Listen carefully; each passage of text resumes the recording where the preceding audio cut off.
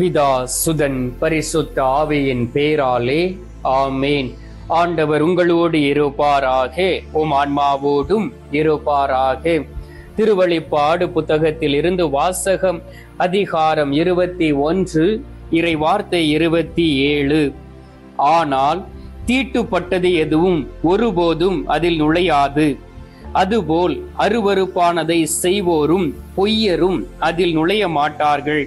ஆட்டுக்குட்டி வைத்திருக்கும் வாழ்வின் நூலில் பெயர் எழுதப்பட்டவர்கள் மட்டுமே அதில் நுழைவார்கள். ஆண்டவரின் அருள்வாக்கு.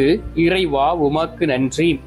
கிறிஸ்துவுக்குள் பிரியமான என் அன்பு சகோதர சகோதரிகளே, இந்த காலை பொழுதிலும் நான் உங்களை உத்திரிக்க ஸ்தலத்தில் இருக்கக்கூடிய ஆத்துமாக்களுக்காக ஜெபிக்கும்படியாக கேட்டுக்கொள்கின்றேன். ஏனென்றால் உத்திரிக்க ஸ்தலத்தில் இருக்கக்கூடிய ஆத்துமாக்களின் அனுபவத்தை நான் பெற்றுக்கொண்டபடியினால் ஒவ்வொரு நாளும் திருப்பலியிலும் ஜெபமாலைகளிலும் என்னுடைய தனி ஜெபத்திலும் அவர்களுக்காக மன்றாடுகின்றேன். என் பங்கிலுள்ள மக்களையும் உத்திரிக்க ஸ்தலத்தில் இருக்கக்கூடிய ஆத்துமாக்களுக்காக ஜெபிக்கும்படியாக கேட்டுக்கொண்டு இருக்கின்றேன். பிரியமானவர்களே, இந்த நாளிலே ஒரு அருமையான இறை வார்த்தையை ஆண்டவர் நமக்கு கொடுத்தார். எதற்காக இந்த வார்த்தையை கொடுத்தார் என்றால், நாம் உத்திரிக்க ஸ்தலத்தில் இருக்கக்கூடிய ஆத்துமாக்களுக்காக ஜெபிக்கும் பொழுது அவர்களுடைய வேதனை குறைகின்றதாம். எனவேதான் இந்த அருமையான வார்த்தையை நமக்கு கொடுத்து அந்த உத்திரிக்க ஸ்தலத்தில் இருக்கக்கூடிய ஆத்துமாக்களுக்காக ஜெபிக்கும்படியாக ஆண்டவரும் இந்த நாளிலே நம்மோடு கூட இருக்கின்றார். எனவே விசுவாசத்தோடும் நம்பிக்கையோடும் இந்த செய்தியை கேட்டு நீங்களும் இந்த செய்தியை உள்வாங்கிக் கொண்டு தொடர்ந்து உத்திரிக்க ஸ்தலத்தில் இருக்கக்கூடிய ஆத்துமாக்களுக்காக ஜெபித்து அங்கு இருக்கக்கூடிய வேதனையை குறைக்கக்கூடியவர்களாக உங்களை மாற்றிக்கொள்ள வேண்டுமாய் உங்களிடம் நான் கேட்டுக்கொள்கின்றேன். அன்பானவர்களே, தீட்டுப்பட்டது எதுவுமே மோட்சத்திற்குள் கடந்து செல்லாது.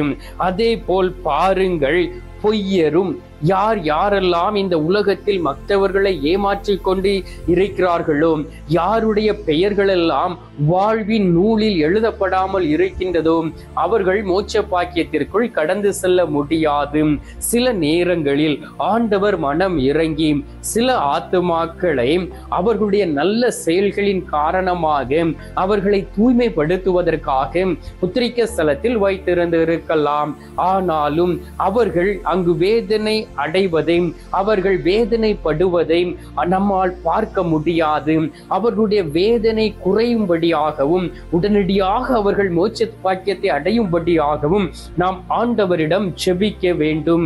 அதே போல் அன்னை மரியாளுடைய பரிந்துரையும் கேட்கக்கூடியவர்களாக இருக்கும் பொழுது உண்மையிலே அன்னை மரியாள் தெய்வ மாதா, ஜெபமாலை அன்னை, நம்மோடு கூட இருக்கக்கூடிய பரிசுத்த தாய், சனிக்கிழமைகளிலே நாம் எடுக்கக்கூடிய அந்த அருமையான நவநாள் ஜெபத்தின் வழியாகவும் அவர்களை மோட்ச பாக்கியத்திற்கு அழைத்து செல்வார். பாருங்கள், ஒவ்வொரு முறையும் அன்னை மரியாள் அந்த உத்திரிக்க ஸ்தலத்தில் இருக்கக்கூடிய ஆத்துமாக்களை சந்திக்க செல்கிறார்களாம். அன்னை மரியாள் விண்ணோகம் சென்ற நாளிலும் முக்கியமாக அன்னை மரியாளுடைய திருநாட்களிலே அவர்கள் அப்படியே போய் அந்த உத்திரிக்க ஸ்தலத்தில் இருக்கக்கூடிய ஆத்துமாக்களை பார்த்து அவர்களுக்கு ஆறுதல் சொல்வார்களாம். அநேக ஆத்துமாக்களை தன்னுடைய கரங்களினால் அழைத்து மோட்ச பாக்கியத்திற்குள் கடந்து செல்வதையும் கூட அநேக புனிதர்கள் பார்த்து இருக்கிறார்கள். எனவே அன்பார்ந்தவர்களே, அங்கே உத்திரிக்க ஸ்தலத்திலே தூதர்களும் காத்திருக்கிறார்கள். அந்த தூதர்கள் என்ன செய்வார்கள்? அங்கு வேதனைப்படக்கூடிய ஆத்துமாக்கள் மீட்பு அடையும் பொழுது உடனடியாக மகிழ்ச்சியோடும் ஆரவாரத்தோடும் அவர்களை மோட்ச பாக்கியத்திற்குள் அழைத்து செல்வார்களாம். அதை நாம் அறிந்து இருக்க வேண்டும்.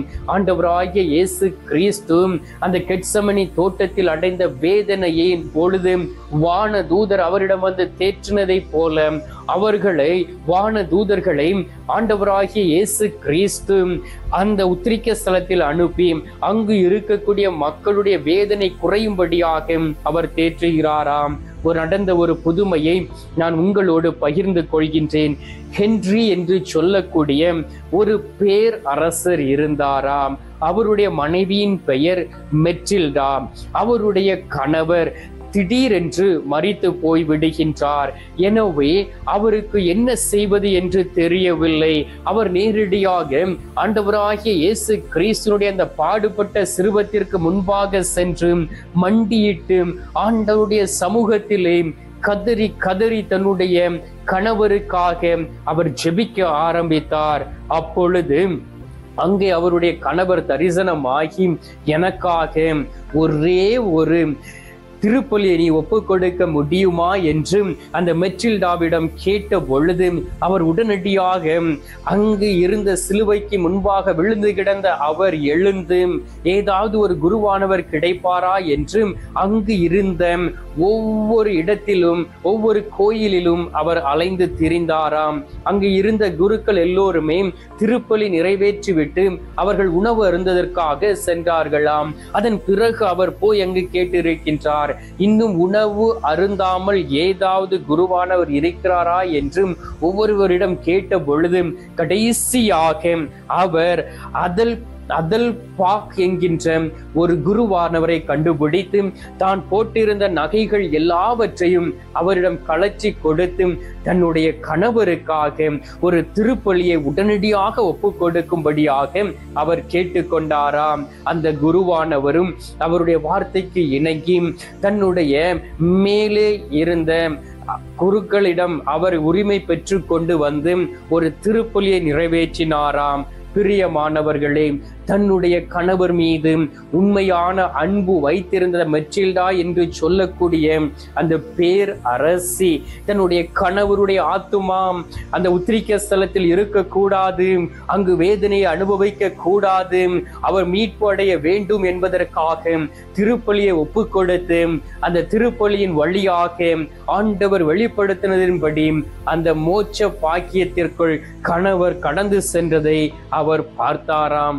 ஆம் அன்பார்ந்தவர்களே, இந்த நாளிலும் நீங்கள் உண்மையிலே உங்களுடைய குடும்பத்தில் இறந்து போன ஆத்துமாக்களுக்காக நீங்கள் திருப்பலி ஒப்பு கொடுக்கிறீர்களா? உங்கள் குடும்பத்தில் இறந்து போன ஆத்துமாக்களுக்காக உண்மையிலும் உண்மையுமாக கருத்தாக ஜெபிக்கிறீர்களா? நீங்கள் இந்த நாளிலே அப்படி ஜெபிக்கக்கூடியவர்களாய் இருந்தால் அங்கு இருந்து மீட்படைந்த அந்த ஆத்துமாக்களும் உங்களுக்காக ஒரு நாள் தந்தை கடவுளிடம் பரிந்து பேசும், ஆண்டவராகிய இயேசுவிடம் பரிந்து பேசி உங்களுடைய ஆத்துமாவையும் மோட்ச பாக்கியத்திற்குள் அழைத்து செல்வார்கள். எனவே இந்த நாளிலே சில மணி துளிகள் நற்கருணை நாதருக்கு முன்பாக இருக்கக்கூடிய நாம் மனம் வருந்தி நாம் சில பாவங்களுக்காக மன்னிப்பு கேட்டு நாம் செபிப்போம். உத்திரிக்க ஸ்தலத்தில் இருக்கக்கூடிய நம்முடைய குடும்பத்தில் உறுப்பினர்களுக்காக மன்றாடி அங்கே தவித்து கொண்டு இருக்கக்கூடிய யாதுமறியாத ஆத்துமாக்களுக்காகவும் ஜெபித்து அவர்களை மோட்ச பாக்கியத்திற்கு அழைத்து செல்வோம். இப்பொழுது என்னோடு இணைந்து நீங்கள் ஜெபிப்பீர்களா? நாம் இந்த நேரத்திலே மன்றாடலாம். எங்கள் பரலோக தந்தையே, இயேசு கிறிஸ்துவே, தூயனல் ஆவியே, தந்தையே, இந்த காலை பொழுதிற்காக உமக்கு நன்றி சொல்லி உம்மை துதிக்கிறோம் அப்பா. இந்த காலை பொழுதிலே தகப்பனே, நீர் எங்களை தேடி வந்து எங்களை மெய்யாகவே ஆசீர்வதித்துக் கொண்டு இருக்கின்றீர். அதற்காக உமக்கு நன்றி சொல்லி உம்மை துதிக்கிறேன் ஆண்டவரே. இந்த நாளில் எங்களுக்கு வாக்கு கொடுத்தீரே, தீட்டுப்பட்டது எதுவும் பொய் சொல்கிறவர்கள் எவரும் உத்திரிக்க ஸ்தலத்திற்குள்ளோ விண்ணகத்திற்குள்ளோ கடந்து செல்ல முடியாது. ஆனால் ஆண்டவராகிய இயேசு கிறிஸ்துடைய பரிசுத்த இரத்தத்தினால் பாவ மன்னிப்பு நிச்சயத்தை பெற்றுக் கொண்டவருடைய ஆத்துமா மோட்ச பாக்கியத்திற்குள் கடந்து செல்லும் என்பதையும் இந்த நாளிலே எங்களுக்கு நீர் உணர வைத்திருக்கின்றீர். ஆனாலும் தகப்பனே, நாங்கள் அறிந்த பிறகும் அநேக முறை பாவத்தில் விழுந்து பாவத்திற்கு அடிமையாகி இருக்கின்றோம். இந்த நேரத்திலே உமது பரிசுத்த இரத்தம் எங்களை தூய்மைப்படுத்துவதாக, உமது பரிசுத்த இரத்தத்தினால் எங்களை முழுவதும் கழுவி சுத்திகரித்து எங்களுடைய ஆத்துமாவை நாங்கள் ஒவ்வொரு நாளும் உற்று கவனித்து மாசு படிந்து விடாதபடி பாதுகாத்துக் கொள்ளக்கூடிய பாக்கியத்தை தர வேண்டுமாய்மை நோக்கி ஜெபிக்கிறேன் அப்பா. இந்த நேரத்திலும் கூட உத்திரிக்க ஸ்தலத்தில் இருக்கக்கூடிய ஆத்துமாக்களை நினைவு கூறுகின்றோம் ஆண்டவரே. கடும் வேதனையில் இருக்கக்கூடிய ஆத்துமாக்களுடைய வேதனை குறையும்படியாகவும் அநேக ஆத்துமாக்களை இந்த ஜெபத்தின் வழியாகவும் நீர் மோட்ச பாக்கியத்தில் கொண்டு சேர்க்க வேண்டுமாய்மை நோக்கி ஜெபிக்கிறேன் அப்பா. தகப்பனே. உம்மால் முடியாத காரியம் ஒன்றுமில்லை தகப்பனே. உம்மால் எல்லாம் கூடும் ஆண்டவரே.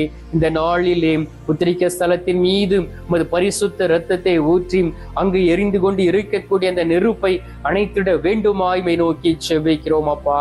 இந்த நாளிலே இந்த நேரத்திலே நீர் எங்களுடைய ஜெபத்தை கேட்டிருப்பதற்காக உமக்கு நன்றி. ஜெபத்தை கேட்டு பதில் தந்திருப்பதற்காக உமக்கு ஸ்தோத்திரம், ஸ்தோத்திரம், ஸ்தோத்திரம். மீட்பெரும் இரட்சகருமான இயேசுவின் திருக்கரத்தில் ஒப்பு கொடுத்து எங்கள் தாய் கன்னி மரியாள் வழியாக ஜெபிக்கின்றோம் அன்பு தந்தையே, ஆமீன். பரலோகத்தில் இருக்கிற எங்கள் பிதாவே, உம்முடைய நாமம் அர்ச்சிக்கப்படுவதாக. உமது ராஜ்யம் அருக, உமது சித்தம் பரலோகத்தில் செய்யப்படுவது போல பூலோகத்திலும் செய்யப்படுவதாக. எங்கள் அனுதின உணவை எங்களுக்கென்று அளித்தருளும். எங்களுக்கு தீமை செய்கிறவர்களை நாங்கள் பொறுப்பது போல எங்கள் பாவங்களை பொறுத்தருளும். எங்களை சோதனை விழவிடாதையும் தீமையில் இருந்து எங்களை ரட்சித்தருளும். ஆமீன். அருள் நிறைந்த மரியே வாழ்க, கர்த்தர் உடனே பெண்களுக்குள் ஆசீர்வதிக்கப்பட்டவள் நீரே. உம்முடைய திரு வயிற்றின் கனியாகிய இயேசும் ஆசீர்வதிக்கப்பட்டவரே. அஜிஷ்ட மரியே, சர்வேசுடைய மாதாவே, பாவிகளா இருக்கிற எங்களுக்காக எப்பொழுதும் எங்கள் மரண நேரத்திலும் வேண்டிக் கொள்ளும். ஆமீன். பிதாவுக்கும் சுதனுக்கும் பரிசுத்த ஆவிக்கும் மகிமை உண்டாவதாக. ஆதியில் இருந்தது போல இப்பொழுதும் எப்பொழுதும் என்றென்றும் இருப்பதாக. ஆமீன். அன்பார்ந்தவர்களே, ஆண்டவர் தரக்கூடிய நிறைவான ஆசீர்வாதத்தை பெற்றுக் கொள்வோம்.